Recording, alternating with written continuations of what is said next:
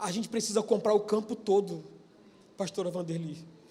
A gente precisa comprar o campo todo, porque só o tesouro está deixando a gente mendigo na nossa fé, só o tesouro está deixando a gente aleijado na nossa fé. A gente está precisando de muleta espiritual para alcançar o propósito que Deus está trazendo para a gente, por causa do tesouro, por causa de um evento, uma palavra de domingo, uma sessão de intercessão, um tempo de oração na igreja. E não é isso que Deus tem para nós. O que Deus está trazendo é uma revelação de que, se eu não pagar por todo o ambiente, eu vou perecer por causa do tesouro. É isso? Posso pregar? Chegou a hora de pagar o preço pelo ambiente, não. E de verdade eu não sei qual é o ambiente que você precisa se situar. Eu trouxe 3 aqui, só para a gente desenhar, porque eu já preguei. Brinquei falando que eu posso pregar, mas eu já terminei.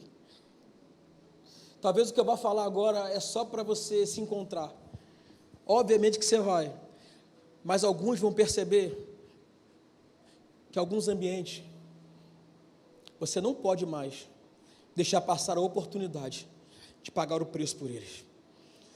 Porque se você deixa de pagar o preço pelo ambiente que Deus quer que você permeie, que você percorra, que você ande por ele, você vai sempre encontrar um tesouro.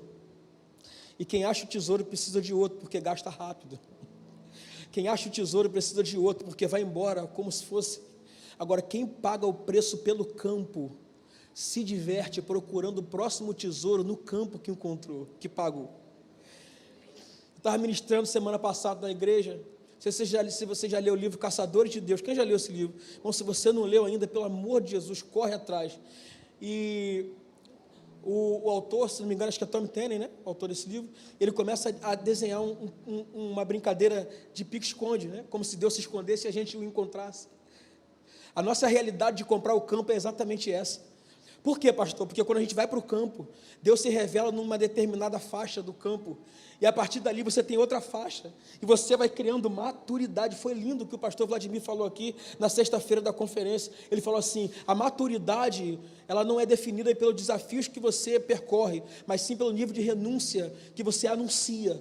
Então eu queria deixar para você essa mensagem dizendo o seguinte: os maduros precisam fazer as duas coisas, precisam assumir a renúncia, porque esse homem, ele vende, e ele está disposto a trocar algo que ele tem por algo que é muito mais valoroso, agrega mais valor, dá mais alegria, completa mais, satisfaz, preenche a alma dele, a mente dele fica ocupada com os segredos de Deus, e não com um tesouro rápido e imediato, e ele passa a ter satisfação na busca por algo que vai realmente preencher, irmão. Alguém preenchido, escuta o que eu vou te dizer, grave essa frase: alguém preenchido está correndo risco de, no próximo culto, transbordar de tal maneira que quem está do lado dele vai saber que ele foi cheio. Alguém preenchido está correndo risco de ser tocado de tal forma que na próxima vez que ele encontrar com alguém, transborda, e aí ele vai dizer: esse homem teve um encontro com Jesus. Essa mulher, o sorriso dela é diferente, não depende de estar com dinheiro, de estar alegre, de estar com a situação dele satisfeita, não. O que ele está dizendo é: corre-se o risco de transbordar para todos os lados, se você estiver comprado um campo e estiver brincando de pique-esconde com seu Deus, porque na próxima revelação transborda para alguém, na próxima revelação alguém pega o que Deus te deu, na próxima revelação você cria maturidade, sem força, você vai destilar o que Deus colocou dentro de você. Então nessa noite eu quero convidar você a sair do conforto do tesouro e entrar na dimensão de quem quer ofertar, comprar, pagar um preço alto pelo campo que Deus está colocando na tua direção. Hoje é a noite de você perceber que de verdade não é o momento de filtrar e olhar para o tesouro e falar assim: opa, paga minhas contas, salva meu casamento, me ajuda a colocar meu filho no local de destaque. Não, chegou o tempo da gente comprar o campo.